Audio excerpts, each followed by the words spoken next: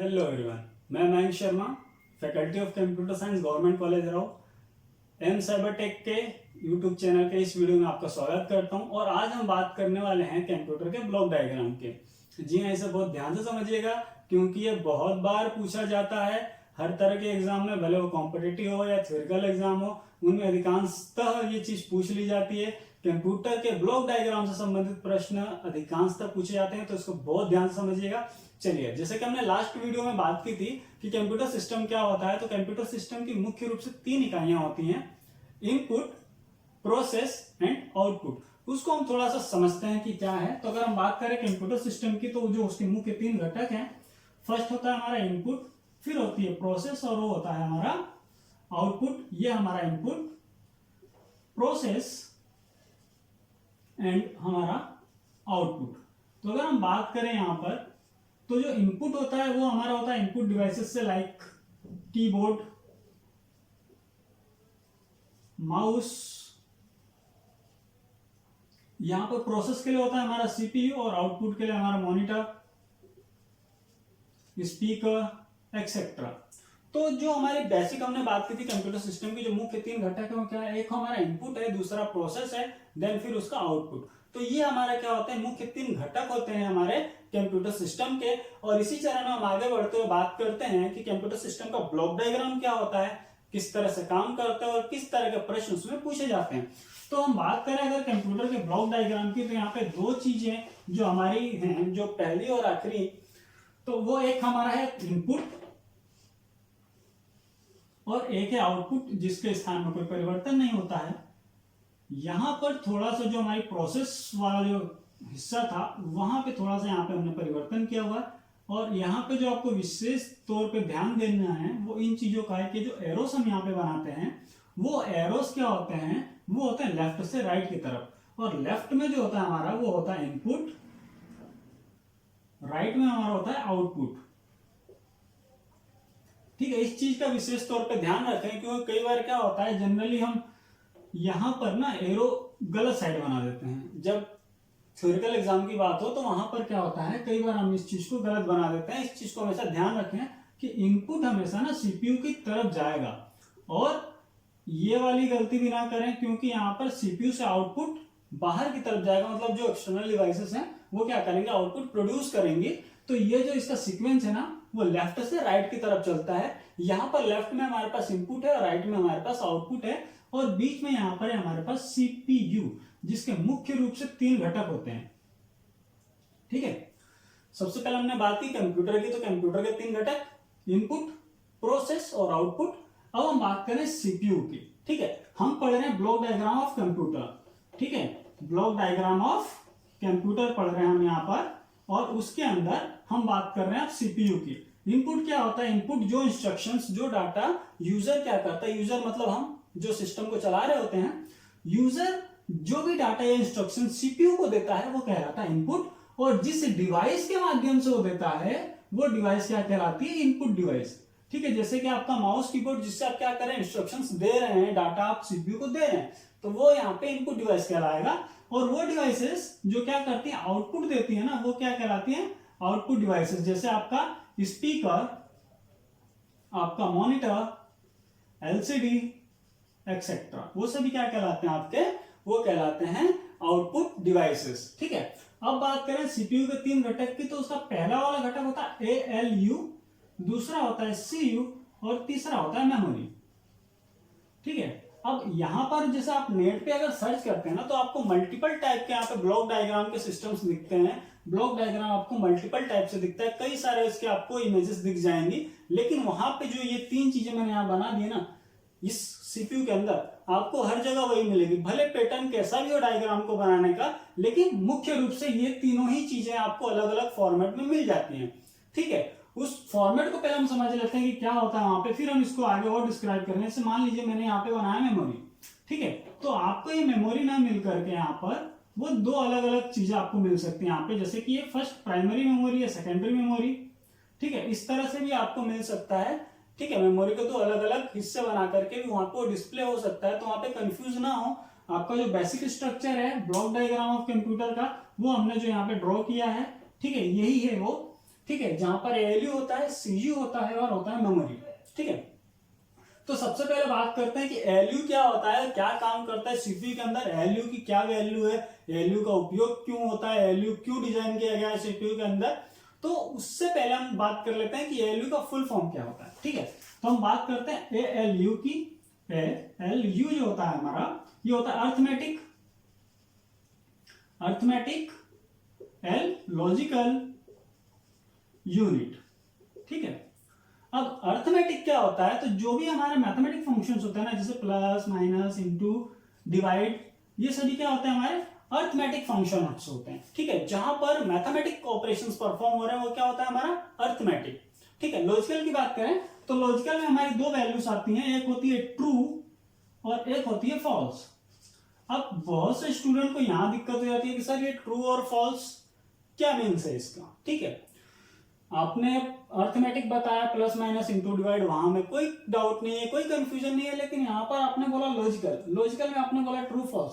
तो हम कैसे पता लगाएं कि ट्रू फॉल्स की क्या चीज है, किस तरह से यूज हो रहा है सिस्टम के अंदर।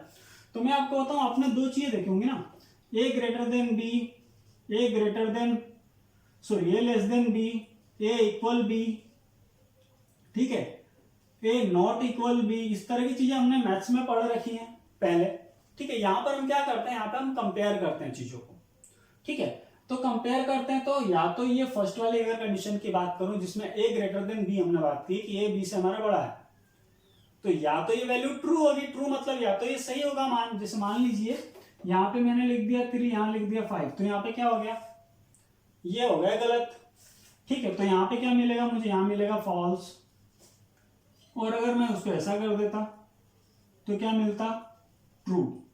ठीक है, अब ये जितनी कंडीशंस बन रही है ना, वहां पर ये दो चीजें या तो ट्रू होगा या तो फॉल्स होगा।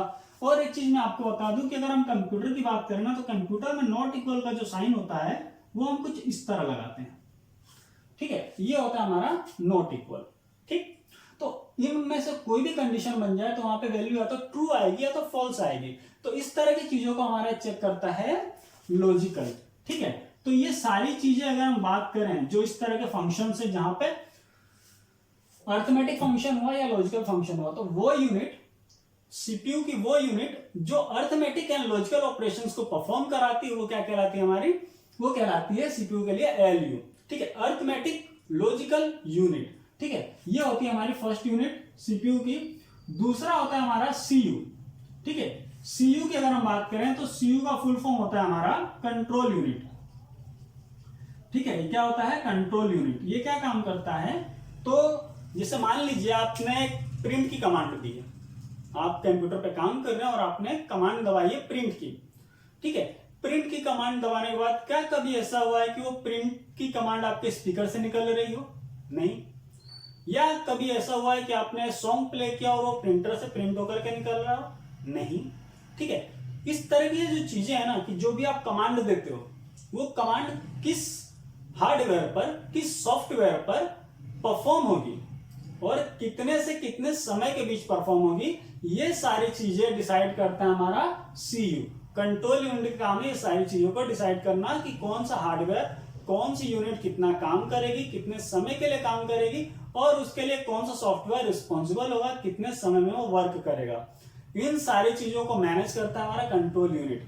सभी हार्डवेयर और सॉफ्टवेयर को उनके समय अनुसार, कार्यविधि अनुसार उनको अरेंज करना, उनका यूज करना, उन्हें टर्मिनेट करना, ये सारे काम हमारा करता है कंट्रोल यूनिट। ठीक है, फर्स्ट हमने बात किया था एलयू की, arithmetic and logical unit. Second हमने बात किया है कंट्रोल यूनिट का, और थर्ड हम बात कर रहे हैं मेमोरी। तो मेमोरी क्या होती है, मेमोरी वो यूनिट होती है जो डेटा को स्टोर करके रखती है। क्या करती है, डेटा को स्टोर करके रखती है जिसका हम उपयोग कर सकें। ठीक है, अगर आप कैलकुलेटर में भी प्लस माइनस करते हैं, आपने 5 इंटर किया, फिर आपने प्लस का बटन दबाया, फिर आपने 3 इंटर किया, तो वहां पर भी कुछ समय के लिए आपका डाटा वहां पे स्टोर होता है। अगर मान लीजिए आपने 5 दबाया और 5 का स्टोर नहीं होता और उसके बाद आपने 3 दबाया प्लस दबाने के बाद, तो क्या वो परफॉर्म हो पाएगा, नहीं हो पाएगा।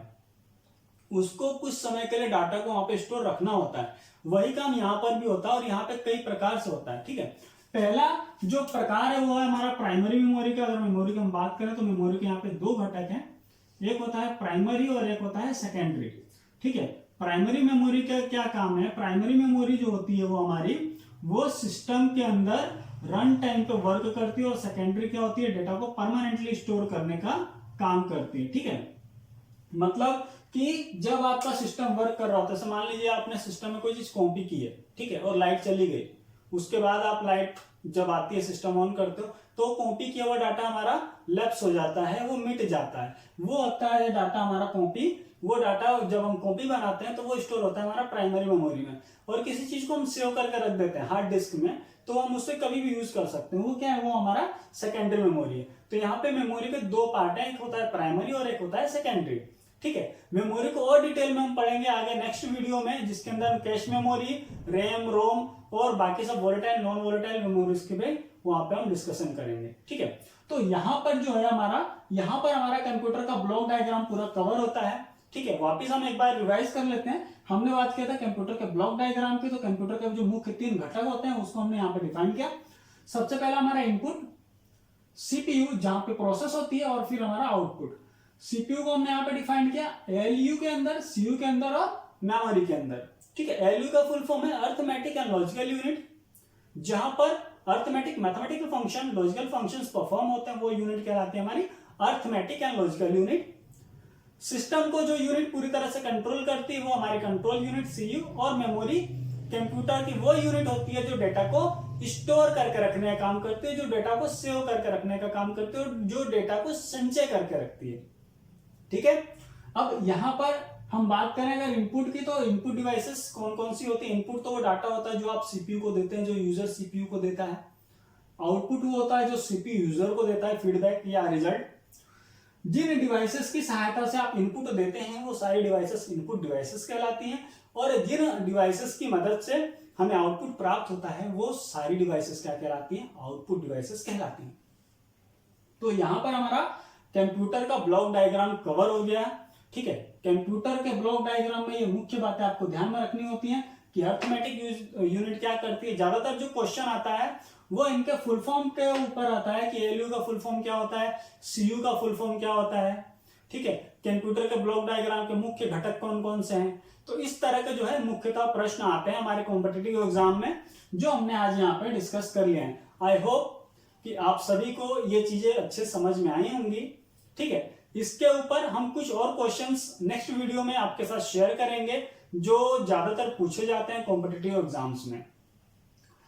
अभी यहां पर जो हमने चीजें डिस्कस की हैं वो सामान्य कंप्यूटर के ब्लॉक डायग्राम के वो क्वेश्चंस हैं जो जनरली पूछे जाते हैं। ठीक है, आई होप कि ये चीजें सारी आपको बहुत अच्छे से समझ में आई होंगी। सो आपसे रिक्वेस्ट है कि अगर आपको ये चीजें समझ में आ रही हैं तो आप कमेंट करके अवश्य बताएं कि चीजें आपको अच्छी लग रही हैं, आपको समझ में आ रही है, या फिर यदि आपको लगता है कि इनमें कुछ और सुधार करने की आवश्यकता है, इन वीडियो लेक्चर्स में कुछ और परिवर्तन करने की, कुछ और सुधार की आवश्यकता है, तो कमेंट करके अवश्य बताएं। साथ ही साथ आप ये भी कमेंट करके बताएं कि वीडियो आपको कैसा लग रहा है, और वीडियो को लाइक और शेयर करना ना भूलें। एंड साथ ही साथ वीडियो के नीचे एक बेल का आइकन है, उसको अवश्य दबा लें। उससे बेनिफिट यह होगा कि जब भी हम कोई नया वीडियो अपलोड करते हैं तो उसकी तुरंत जानकारी आपको मिल जाएगी जब भी आप यूट्यूब ओपन करते हैं अपना। ठीक है, and now thanks for the watching video, all the best.